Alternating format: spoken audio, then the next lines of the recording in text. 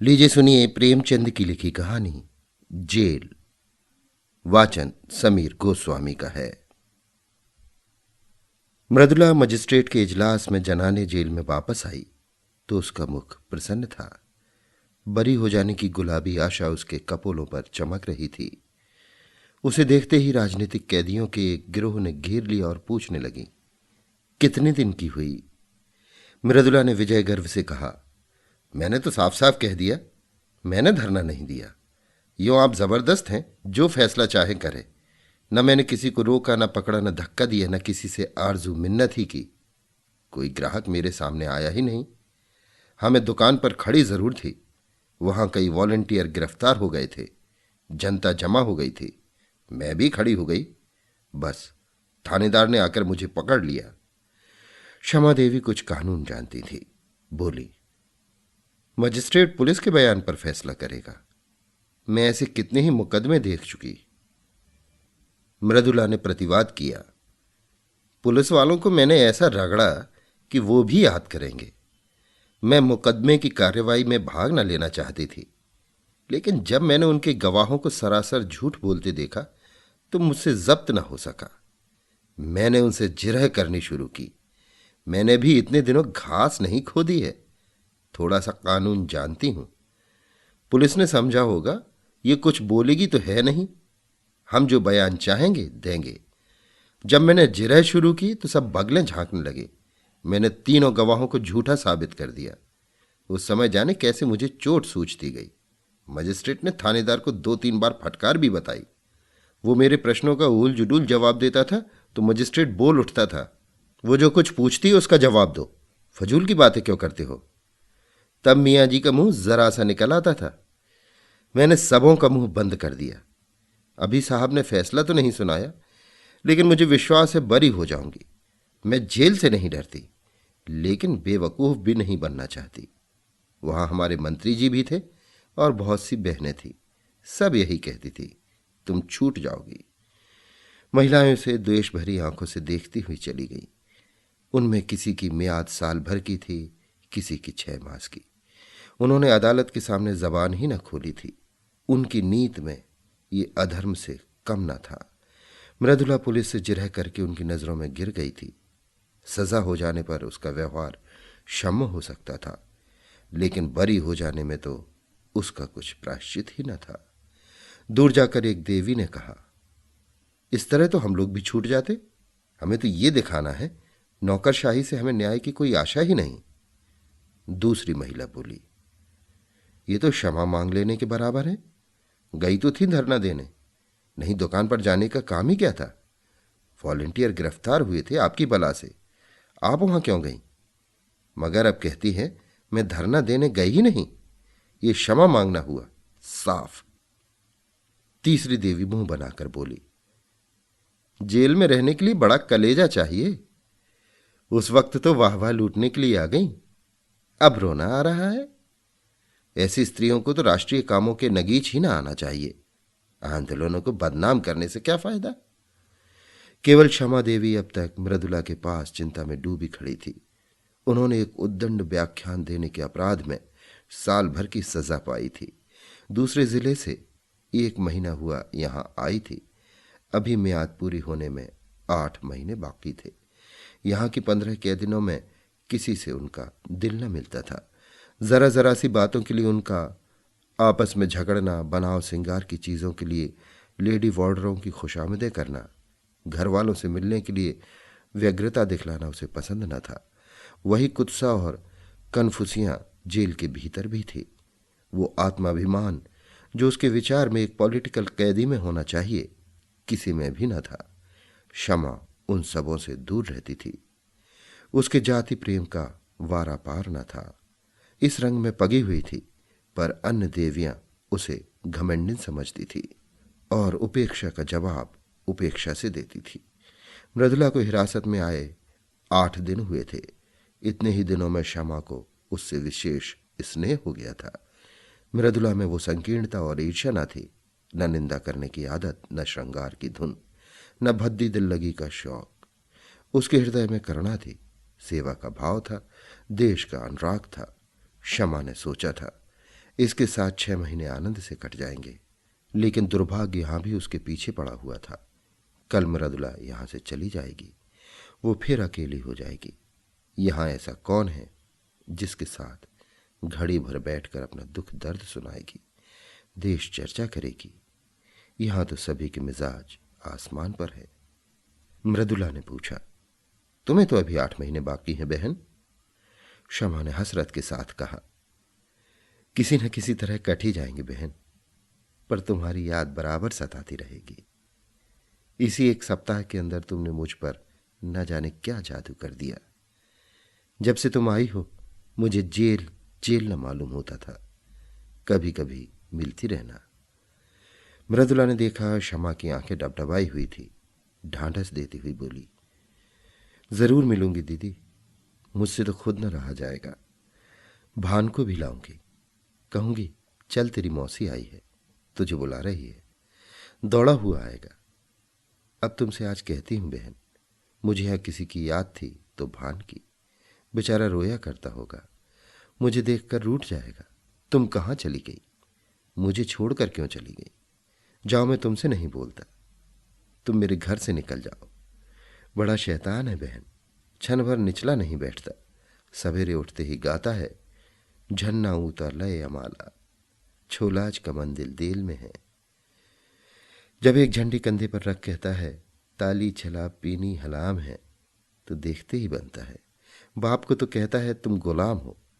वो एक अंग्रेजी कंपनी में है, बार बार इस्तीफा करने का विचार करके रह जाते हैं, लेकिन गुजर बसर के लिए कोई उद्यम करना ही पड़ेगा।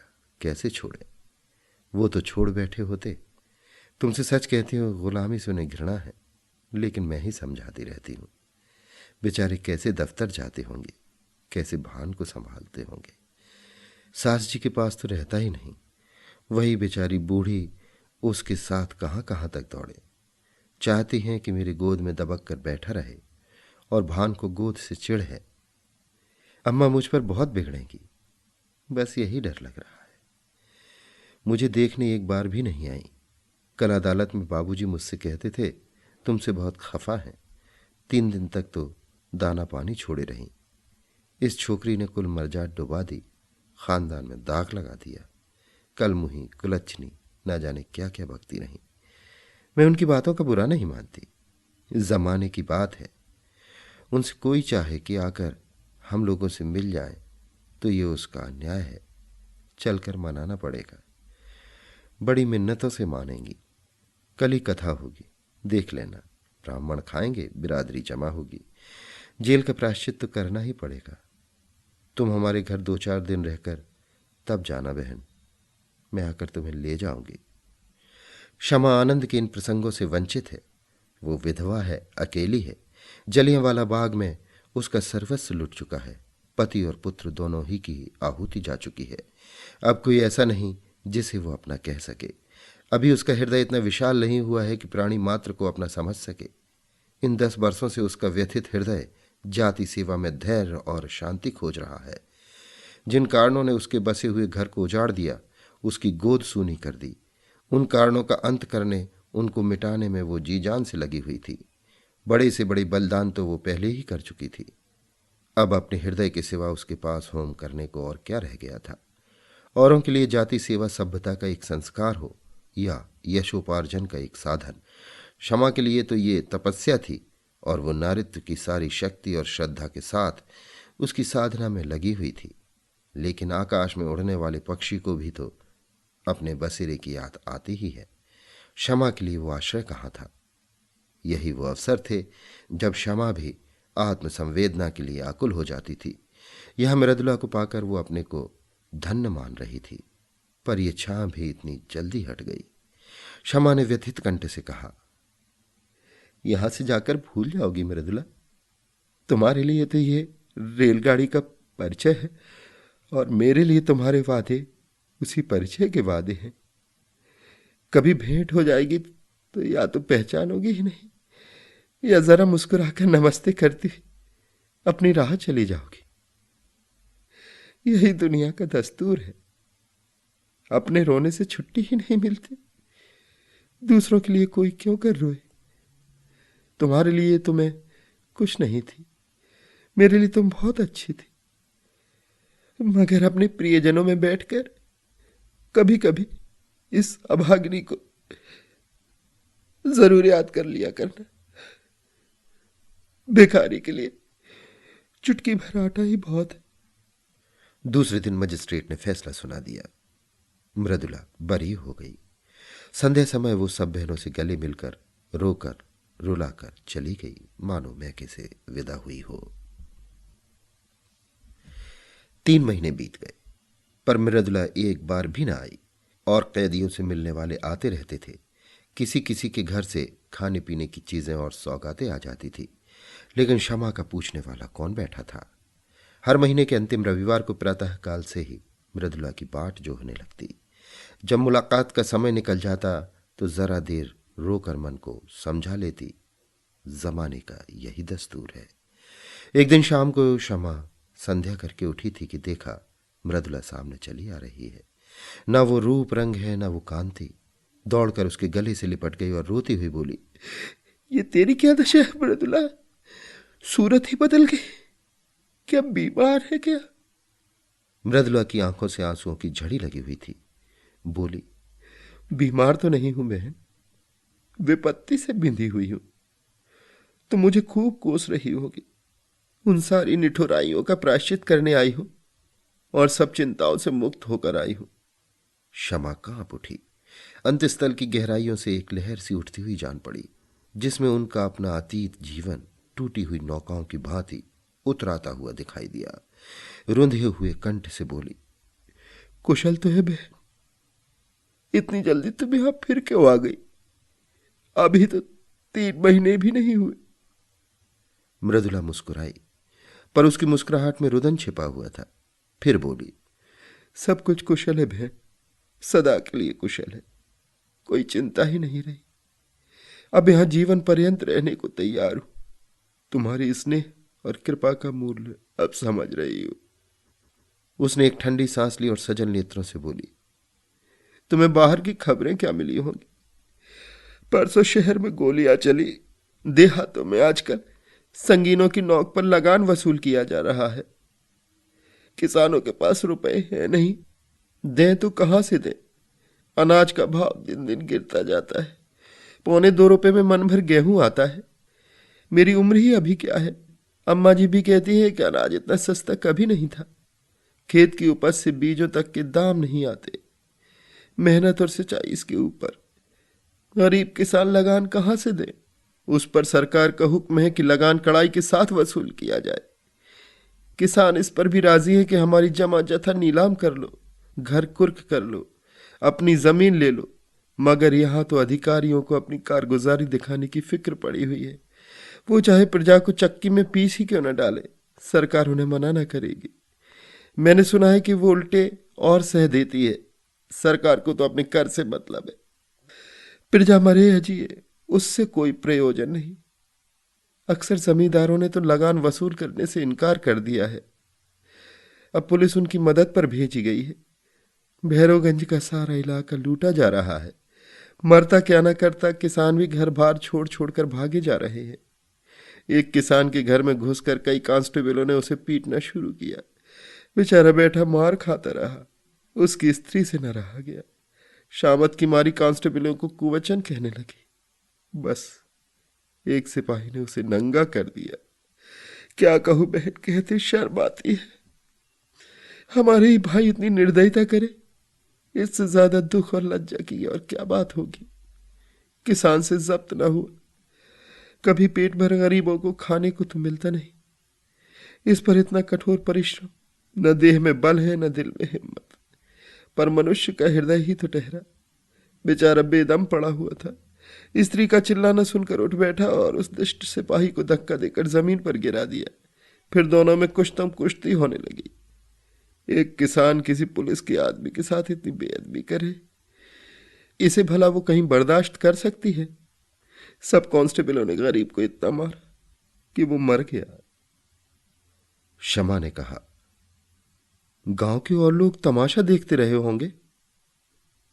मृदुला तीव्र कंठ से बोली, बहन, प्रजा की तो हर तरह से मरण है।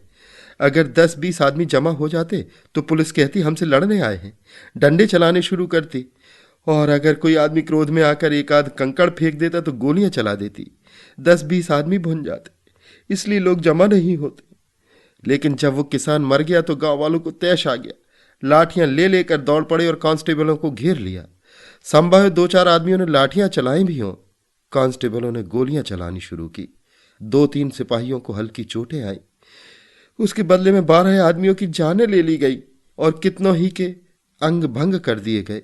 इन छोटे छोटे आदमियों को इसलिए तो इतने अधिकार दिए गए हैं कि उनका दुरुपयोग करें। आधे गांव का कत्लेआम करके पुलिस विजय के नगाड़े बजाती हुई लौट गई। गांव वालों की फरियाद कौन सुनता? गरीब है, बेकस है, अपंग है, जितने आदमियों को चाहूं मार डालो। अदालत और हाकिमों से तो उन्होंने न्याय की आशा करना ही छोड़ दिया। आखिर सरकार ही ने तो कांस्टेबलों को ये मुहिम सर करने के लिए भेजा है। वो किसानों की फरियाद क्यों सुनने लगी? मगर आदमी का दिल फरियाद किए बगैर नहीं मानता। गांव वालों ने अपने शहर के भाइयों से फरियाद करने का निश्चय किया। जनता और कुछ नहीं कर सकती, हमदर्दी तो करती है। दुख कथा सुनकर आंसू तो बहाती है। दुखियारों को हमदर्दी के आंसू भी कम प्यारे नहीं होते। मगर आसपास के गांवों के लोग जमा होकर उनके साथ रो लेते तो गरीबों के आंसू पोंछ जाते। किंतु पुलिस ने उन गांवों की नाकेबंदी कर रखी थी। चारों सीमाओं पर पहरे बिठा दिए गए थे। ये घाव पर नमक था, मारते भी और रोने भी नहीं देते। आखिर लोगों ने लाशें उठाई और शहर वालों को अपनी विपत्ति की कथा सुनाने चले। इस हंगामे की खबर पहले ही शहर में पहुंच गई थी। इन लाशों को देखकर जनता उत्तेजित हो गई और जब पुलिस के अध्यक्ष ने इन लाशों का जुलूस निकालने की अनुमति न दी तो लोग और भी झल्लाए। बहुत बड़ा जमाव हो गया। मेरे बाबूजी भी इसी दल में थे और मैंने उन्हें रोका, मत जाओ, आज का रंग अच्छा नहीं है। तो कहने लगे, मैं किसी से लड़ने थोड़े ही जाता हूं। जब सरकार की आज्ञा के विरुद्ध जनाजा चला तो 50,000 आदमी साथ थे। उधर 500 सशस्त्र पुलिस रास्ते रोके खड़ी थी। सवार, प्यादे, सार्जेंट, पूरी फौज थी। हम निहत्थों के सामने नामर्दों को तलवारें चमकाते और झंकारते शर्म भी नहीं आती। जब बार बार पुलिस की धमकियों पर भी लोग न भागे तो गोलियां चलाने का हुक्म हो गया। घंटे भर बराबर फैर होते रहे।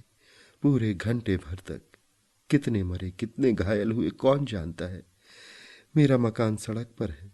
मैं छज्जे पर खड़ी दोनों हाथों से दिल थामे कांपती रही। पहली बार चलते ही भगदड़ पड़ गई। हजारों आदमी बदहवास भागे चले आ रहे थे। बहन, वो दृश्य अभी तक मेरी आंखों के सामने है। कितना भीषण, कितना रोमांचकारी और कितना लज्जास्पद। ऐसा जान पड़ता था कि लोगों के प्राण आंखों से निकले पड़ते।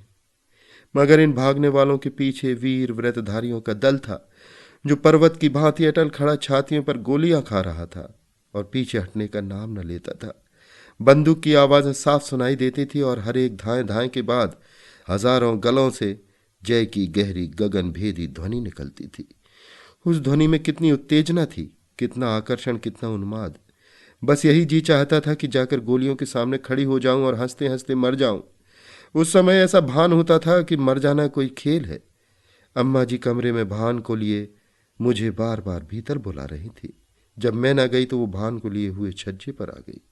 उसी वक्त 10-12 आदमी एक स्ट्रेचर पर हृदय की लाश लिए हुए द्वार पर आए। अम्मा की उन पर नजर पड़ी, समझ गई। मुझे तो सख्त ऐसा हो गया। अम्मा ने जाकर एक बार बेटे को देखा, उसे छाती से लगाया, चूमा, आशीर्वाद दिया और उन्मत्त दशा में चौरास्ते की तरफ चली, जहां से अब भी धाएं और जय की ध्वनि बारी बारी से आ रही थी। मैं हतबुद्धि सी खड़ी, कभी स्वामी की लाश को देखती थी, कभी अम्मा को। न कुछ बोली, न जगह से हिली, न रोई, न घबराई। मुझ में जैसे स्पंदन ही न था, चेतना जैसे लुप्त हो गई थी। क्षमा, तो क्या अम्मा भी गोलियों के स्थान पर पहुंच गई? मृदुला, हां, यही तो विचित्रता है बहन। बंदूक की आवाजें सुनकर कानों पर हाथ रख लेती थी, खून देखकर मूर्छित हो जाती थी। वही अम्मा वीर सत्याग्रहियों की सफों को चीरती हुई सामने खड़ी हो गई और एक ही क्षण में उनकी लाश भी जमीन पर गिर पड़ी। उनके गिरते ही योद्धाओं का धैर्य टूट गया, व्रत का बंधन टूट गया। सभी के सिरों पर खून सा सवार हो गया। निहत्थे थे, अशक्त थे, पर हर एक अपने अंदर अपार शक्ति का अनुभव कर रहा था। पुलिस पर धावा कर दिया। सिपाहियों ने इस बाढ़ को आते देखा तो होश जाते रहे, जाने लेकर भागे, मगर भागते हुए भी गोलियां चलाते जाते थे। भान छज्जे पर खड़ा था, न जाने किधर से एक गोली आकर उसकी छाती में लगी। मेरा लाल वहीं गिर पड़ा, सांस तक न ली, मगर मेरी आंखों में अब भी आंसू न थे। मैंने प्यारे भान को गोद में उठा लिया। उसकी छाती से खून के फव्वारे निकल रहे थे। मैंने उसे जो दूध पिलाया था उसे वो खून से अदा कर रहा था। उसके खून से तर कपड़े पहने हुए मुझे वो नशा हो रहा था जो शायद उसके विवाह में गुलाब से तर रेशमी कपड़े पहनकर भी ना होता। लड़कपन, जवानी और मौत, तीनों मंजिलें एक ही हिचकी में समाप्त हो गई। मैंने बेटे को बाप की गोद में लिटा दिया। इतने में कई स्वयं सेवक अम्मा जी को भी लाए। मालूम होता था लेटी हुई मुस्कुरा रही है। मुझे तो रोकती रहती थी और खुद इस तरह जाकर आग में कूद पड़ी। मानो स्वर्ग का मार्ग हो। बेटे ही के लिए जीती थी, बेटे को अकेला कैसे छोड़ दी। जब नदी किनारे तीनों लाशें एक ही चिता में रखी गई तब मेरा सकता टूटा। होश आया। एक बार जी में आया चिता में जा बैठूं। सारा कुनबा एक साथ ईश्वर के दरबार में जा पहुंचे। लेकिन फिर सोचा, तूने अभी ऐसा कौन काम किया है जिसका इतना ऊंचा पुरस्कार मिले। बहन, चिता की लपटों में मुझे ऐसा मालूम हो रहा था कि अम्मा जी सचमुच भान को गोद में लिए बैठी मुस्कुरा रही हैं और स्वामी जी खड़े मुझसे कह रहे हैं, तुम जाओ, निश्चिंत होकर काम करो। मुख पर कितना तेज था। रक्त और अग्नि ही में तो देवता बसते हैं। मैंने सिर उठाकर देखा। नदी के किनारे न जाने कितनी चिताएं जल रही थी। दूर से वो चितावली ऐसी मालूम होती थी मानो देवता ने भारत का भाग्य गढ़ने के लिए भट्टियां जलाई हों। जब चिताएं राख हो गईं तो हम लोग लौटे, लेकिन उस घर में जाने की हिम्मत न पड़ी। मेरे लिए अब वो घर घर न था। मेरा घर तो अब ये है जहां बैठी हूं, या फिर वही चिता। मैंने घर का द्वार भी नहीं खोला। महिला आश्रम में चली गई। कल की गोलियों में कांग्रेस कमेटी का सफाया हो गया था। ये संस्था बागी बना डाली गई थी। उसके दफ्तर पर पुलिस ने छापा मारा और उस पर अपना ताला डाल दिया। महिला आश्रम पर भी हमला हुआ, उस पर अपना ताला डाल दिया गया। हमने एक वृक्ष की छाह में अपना नया दफ्तर बनाया और स्वच्छंदता के साथ काम करते रहे। यहां दीवारें हमें कैद न कर सकती थी। हम भी वायु के समान मुक्त थे। संध्या समय हमने एक जुलूस निकालने का फैसला किया। कल के रक्तपात की स्मृति, हर्ष और मुबारकबाद में जुलूस निकालना आवश्यक था। लोग कहते हैं जुलूस निकालने से क्या होता है? इससे यह सिद्ध होता है कि हम जीवित हैं, अटल हैं और मैदान से हटे नहीं हैं। हमें अपने हार न मानने वाले आत्माभिमान का प्रमाण देना था।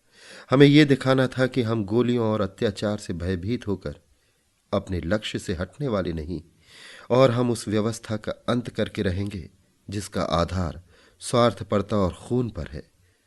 उधर पुलिस ने भी जुलूस को रोककर अपनी शक्ति और विजय का प्रमाण देना आवश्यक समझा। शायद जनता को धोखा हो गया हो कि कल की दुर्घटना ने नौकरशाही का नैतिक ज्ञान जागृत कर दिया है। इस धोखे को दूर करना उसने अपना कर्तव्य समझा। वो ये दिखा देना चाहती थी कि हम तुम्हारे ऊपर शासन करने आए हैं और शासन करेंगे। तुम्हारी खुशी या नाराजगी की हमें कोई परवाह नहीं है। जुलूस निकालने की मनाही हो गई।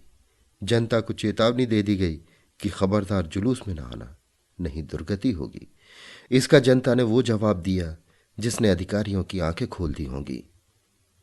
संध्या समय 50,000 आदमी जमा हो गए। आज का नेतृत्व मुझे सौंपा गया था। मैं अपने हृदय में एक विचित्र बल और उत्साह का अनुभव कर रही थी। एक अबला स्त्री जिसे संसार का कुछ ज्ञान नहीं, जिसने कभी घर से बाहर पांव नहीं निकाला, आज अपने प्यारों के उत्सर्ग की बदौलत उस महान पद पर पहुंच गई थी जो बड़े बड़े अफसरों को भी, बड़े से बड़े महाराजा को भी प्राप्त नहीं।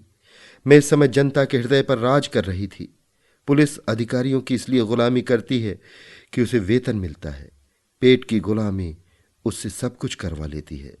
महाराजा का हुक्म लोग इसलिए मानते हैं कि उससे उपकार की आशा या हानि का भय होता है।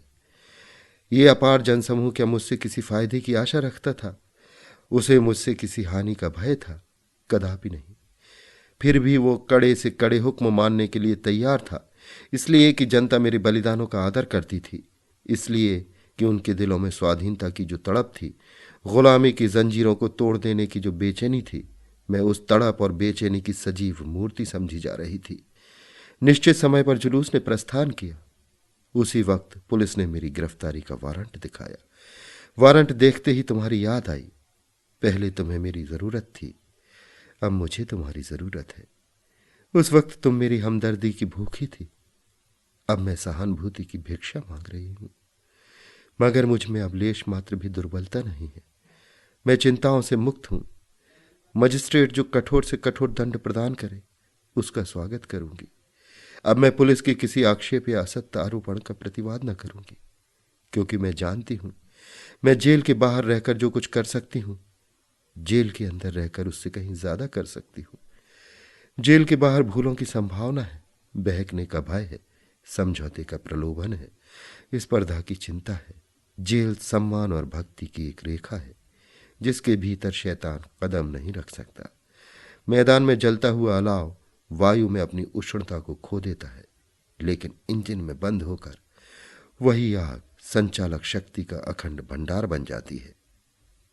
अन्य देवियां भी आ पहुंची और मृदुला सबसे गले मिलने लगी। फिर भारत माता की जय ध्वनि जेल की दीवारों को चीरती हुई आकाश में जा पहुंची। अभी आप सुन रहे थे प्रेमचंद की लिखी कहानी जेल। वाचन समीर गोस्वामी का था।